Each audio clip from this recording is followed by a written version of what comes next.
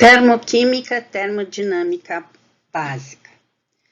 No capítulo anterior, nós vimos que a população aumentando, no século XX, antes mesmo um pouco, propicia fundamentalmente uma maior produtividade das terras e das descobertas para preservar a saúde, Tornou-se necessário produzir cada vez mais energia para o consumo. Essa produção traz consigo toda uma série de riscos ecológicos para a humanidade. E o uso de energia se converteu em uma força destrutiva em potencial ao nosso ambiente. O emprego de combustíveis fósseis no transporte, na indústria, as emissões das centrais termoelétricas, o manuseio inadequado dos rejeitos das centrais nucleares podem produzir uma contaminação irreversível do solo, na água e do ar.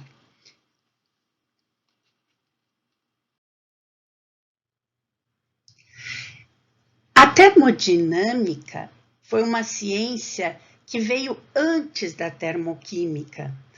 E aí ela originalmente englobava os estudos relacionados ao calor, mas atualmente inclui estudo dos processos de transformação de energia em todas as suas formas. Então, uma está associada à outra, termodinâmica e termoquímica. A termodinâmica é a ciência que estuda as transformações de energia.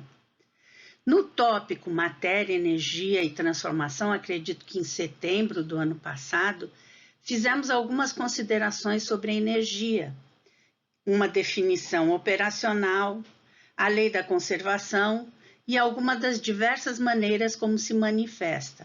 Se vocês não se lembram, voltem lá em setembro e deem uma olhada, Vocês retomem o tópico. Vocês já perceberam que para nós a ciência ela tem história, ela tem ela tem pessoas e tem rostos. Por isso compartilhamos com vocês um pouco da história da termodinâmica, que é o que nós comentamos antes, que ela vem antes da termoquímica, Então aí nós temos o Sadi Carnot, que nasceu na França, e ele estudou a eficiência das máquinas do vapor e introduziu o conceito de entropia. Logo nós vamos falar sobre ele. Temos Rudolf Clausius, que é alemão e estabeleceu um marco matemático à termodinâmica. William Thomson é um lord inglês que enunciou o primeiro princípio da termodinâmica, a lei de conservação da energia, e criou a escala absoluta de temperatura. Temos Josiah Gibbs, americano, que foi quem mais contribuiu para o estudo da termodinâmica aplicada aos processos químicos. E Ludwig Boltzmann, austríaco, que formulou as conexões entre as dinâmicas das moléculas e as propriedades macroscópicas de uma amostra da matéria. Tem outros cientistas aí, mas porque ele foi tirado exatamente de um site que fala sobre termodinâmica, mas não vamos falar de todos eles. E nesse site, o que faltou foi o James Joule. O Joule, ele é inglês e definiu o conceito de calor e trabalho e demonstrou como essas formas de energia se convertem. Como falamos anteriormente ali pelos cientistas históricos, a energia pode ser quantificada, E existem muitas unidades para isso. A mais comum, reconhecida pelo Sistema Internacional de Unidades, é o Joule, que ele é simbolizado pela letra J, por aquele cientista, o Joule, E um Joule pode ser definido como a energia necessária para levantar massa de 1 quilograma a uma altura de 10,2 centímetros do nível do mar. O trabalho necessário para levantar 1 quilo a uma altura de 0,102 metros corresponde à energia potencial gravitacional, massa vezes a gravidade vezes a altura, mgh, sendo precisamente em joule. Então, essa energia potencial gravitacional, mgh, é 1 quilo, a aceleração da gravidade, 9,8 metros por segundo ao quadrado, vezes 0,102 metros. Vocês viram que antes falava 10,2 centímetros, mas aqui se transforma em metros devido à unidade da aceleração da gravidade. Então, o valor disso é 1 joule. Vamos dar um exemplo. Qual a quantidade de energia em joules necessária para levantar um elevador de 360 kg de massa, desde o nível do chão até uma altura de 10,2 metros? Um prédio de 3 andares tem mais ou menos essa altura. Então, aplicando a equação, nós vamos colocar 360 quilos vezes a aceleração da gravidade vezes a altura, dá 36.000 joules. Como a massa do elevador é 360 vezes maior que 1 quilograma e a altura é 100 vezes maior que 10,2 centímetros, a energia necessária é de 36.000 vezes maior que 1 joule. São necessários para subir esse elevador. Então, nós dissemos que são 36 quilojoule.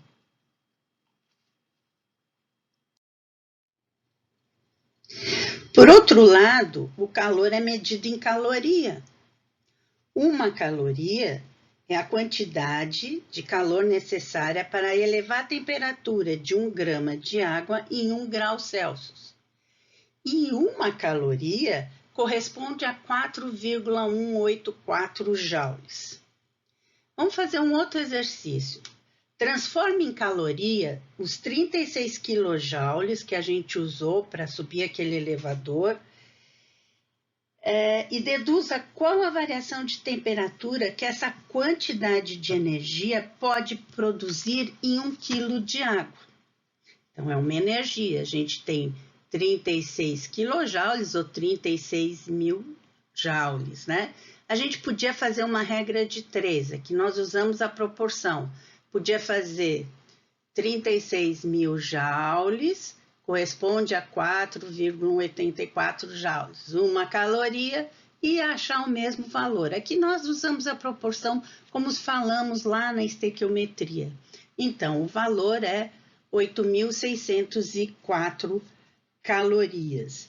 De acordo com a definição de caloria que está escrita aí, essa energia permite elevar em 8,6 graus Celsius a temperatura de 1 quilograma de água, que equivale a 1 litro. Imagine que esse elevador cai em queda livre. Os 10,2 metros de altura que ele tem, ele vai cair.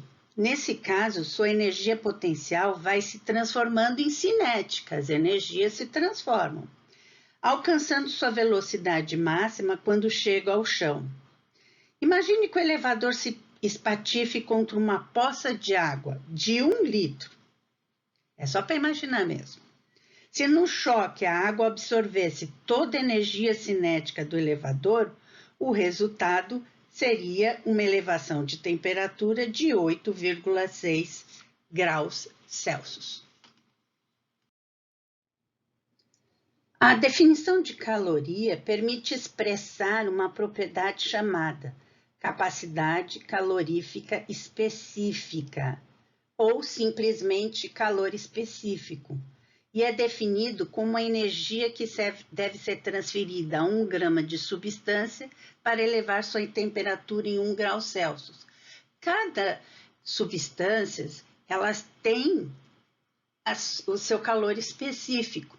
É muito fácil pensar, se nós deixarmos no sol um carro e dentro dele tem uma garrafa de água, o que está mais quente? A água que está nessa garrafa, mesmo que seja plástica, ou a lataria? Claro que é a lataria, porque o calor específico é maior. E no caso, a água, o calor específico, ele vale 1 caloria por grama por grau Celsius. Ou, a gente está falando em joule, 1 caloria é 4,184, então 4,184 joules por grama por grau Celsius.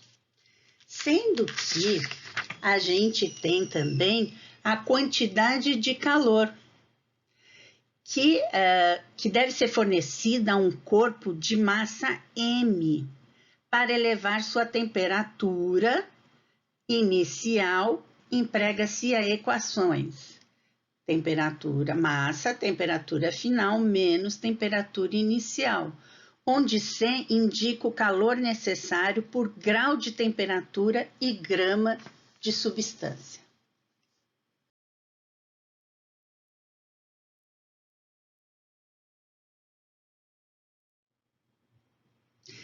Vamos fazer um exercício, agora que já respiraram, que já tomaram água, que já deram uma caminhada, um exercício de calor específico. Para um banho breve no chuveiro, são necessários cerca de 30 litros de água a 50 graus. Calcule a quantidade de calorias necessárias para elevar esse volume de água para a temperatura do banho, partindo-se de água a 20 graus Celsius. O que nós temos? A massa é 30.000 gramas, porque 30 litros, né, litros corresponde a quilograma, cada quilo é 1 quilograma. Isso, a gente, vamos dizer, por convenção, tem uma diferença muito pequena, mas que não tem necessidade da gente computar.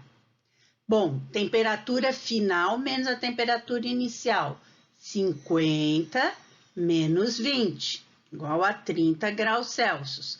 Esse daqui é a temperatura, aquela que a gente colocou, né?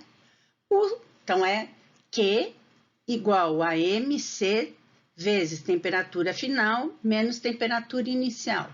Então, a massa, 30.000 gramas, vezes 1 caloria por grau Celsius, isso daqui é o C, que é o calor necessário por grau de temperatura e grama de substância, estamos falando da água, é 1 caloria por grama por grau Celsius, vezes 30 graus. Isso dá 900.000 calorias. 900.000 calorias, vamos transformar em joules. A relação é 4,184 joules por caloria. Dá esse valor aqui, que é 3.766.000 joules. É um número muito grande. Então, quando nós temos 3 zeros, nós podemos notificar ou normatizar como quilo. Então, fica 3.766 quilojoule. O resultado é surpreendente se a gente compara lá com a história do elevador de 3 andares, né? Que a energia gasta para tomar um banho poderiam ser feitas sem viagens de elevador, porque lá deu 36 quilojoules. Ou seja, é muito relativo. Pensam ali o que está gastando de energia, o que a gente gasta no banho. Se a gente pensa só nessa energia, a gente não pensa o que tem por trás. Matematicamente, mostra que nós gastamos mais energia no banho do que andar uma vez de elevador. Apesar de usarmos a caloria como uma unidade nos problemas anteriores, o Acordo Internacional em vigor para o uso de unidades recomenda não empregar a caloria como unidade de energia. Como a conversão de joules em calorias precisa de uma simples divisão por pouco mais de 4, prefere-se utilizar o joule. Assim, podemos comparar as energias da mecânica sempre dada em joules com a dos cálculos térmicos. É importante esclarecer aqui uma coisa. Quando a gente faz regime de emagrecimento, ou quando a gente olha o rótulo dos alimentos, né, emprega-se a unidade de caloria com C maiúsculo para indicar a energia armazenada nos alimentos, sendo que essa unidade não é igual à caloria com C minúsculo, como descrevemos. Uma caloria com C maiúsculo equivale a 1000 calorias com C minúsculo. Continuando na questão das unidades aí de energia, pensando nos medidores residenciais de energia elétrica, minha mãe chamava de relógio de luz. Antigamente ele era bem redondinho mesmo. Tem algumas casas que ainda são. Hoje eles já são mais quadrados, ficam no poste, né? E relógio de luz, a gente fala ainda acaba a luz, mas na verdade é energia. Nós que estamos agora na área das ciências, vocês e eu, sabemos que acaba é a energia. Nem acaba, ela é interrompida, né? Mas isso é papo para outra hora. Então, a energia elétrica ela é expressa em quilowatt-hora, unidade que representa exatamente 3.600.000 joules, isto é, 3,6 megajoules. Mega é um prefixo que significa 1 milhão. Então, olha só, 1 watt é 1 joule por segundo. Nós estamos falando em segundo. Se nós multiplicarmos o watt por o número de segundos, nós vamos ter joule. 1 hora dá 3.600 segundos. Aí já vai passar 1 quilowatt. 1 quilowatt-hora vezes, é o que? É 3.600.000 joules, que é 3,6 megajoules.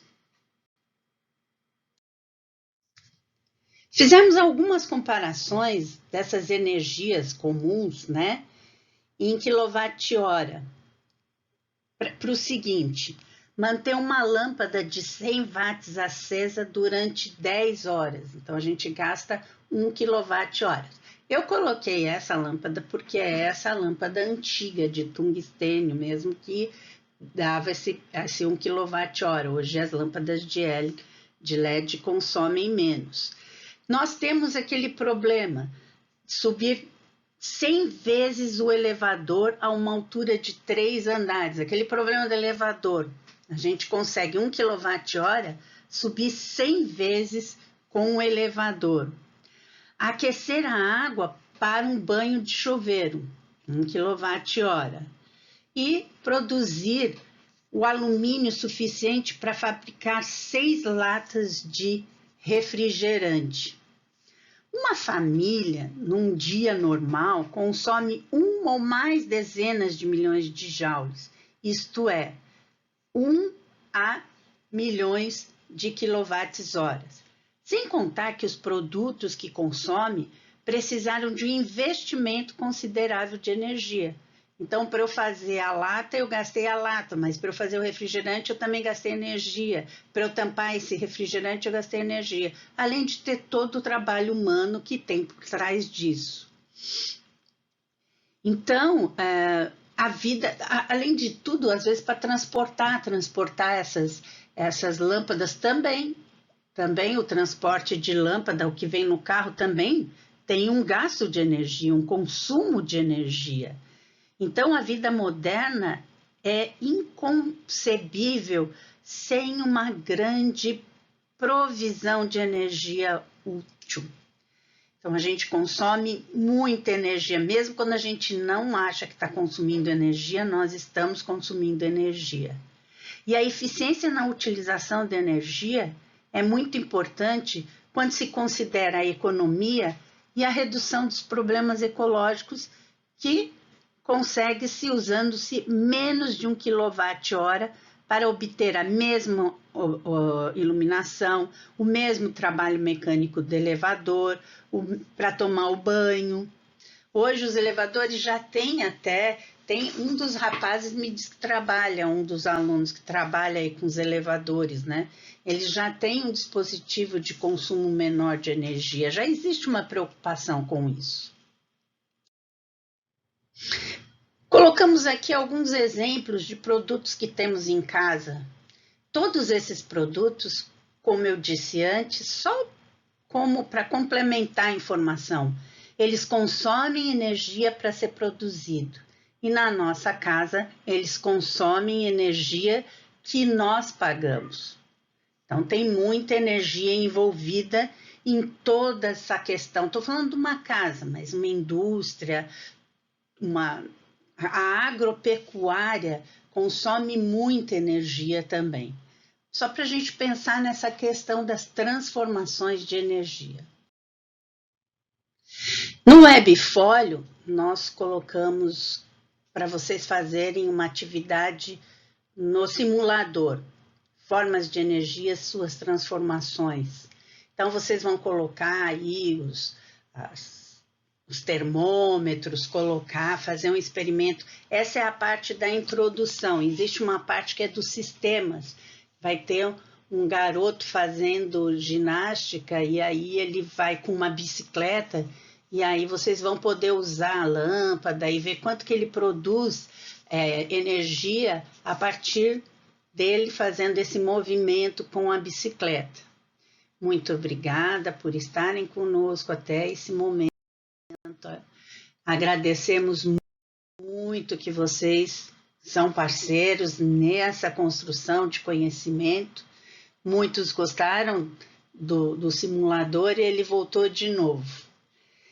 A partir de agora, eu pretendo fazer vou colocar em dias não mais pré-definido e vocês vão terminando o Webfolio conforme vão conseguindo. Vão colocando, vocês vão fazendo e a gente termina o bimestre assim ali até maio.